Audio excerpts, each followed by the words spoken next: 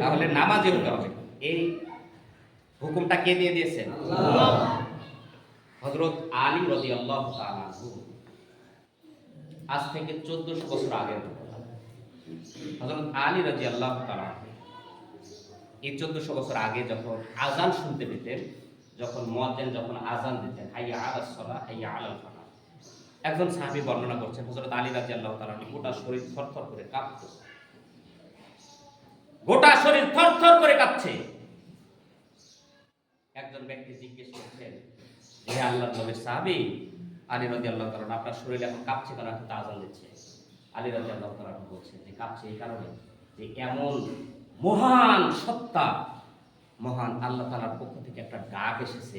এই ডাক অনুযায়ী কতটুকু দায়িত্ব পালন করতে পারবো, কতটুকু আমল করতে পারবো, কতটুকু হুকুমটা পালন করতে পারবো, এই ভয়ে আমার শরীর কাঁপছে। আল্লাহু আকবার বলেন। যাদের জীবনে এক ওয়াক্ত নামাজ কাজা হয়নি, অথচ ওই সকল মানুষেরা থরথর করে কাঁপতেন হাইয়া আলাস সালাহ যখন বলা হয়। আর আমাদের চরিত্র হচ্ছে হাইয়া আলাস সালাহ বলা হয়, মসজিদের পাশ দিয়ে সিগারেট খেতে খেতে চলে যায়। কথা বলে ঠিক কিনা? হাইয়া আলাস সালাহ হাইয়া আলাল ফালাহ বলা হয়, আপনার আমার অন্তরে দাগ কাটে না, এখন মসজিদে যাওয়া দরকার, এতটুকু দাগ কাটে না, অথচ নিজেকে মুসলমান বলে দাবি করি। লজ্জা থাকা দরকার আমাদের এরকম মুসলমানের। যারা জান্নাতের সার্টিফিকেট পেয়েছেন 10 জন ব্যক্তিকে প্রথমে আল্লাহ রাসূল সাল্লাল্লাহু আলাইহি ওয়াসাল্লাম জান্নাতের সার্টিফিকেট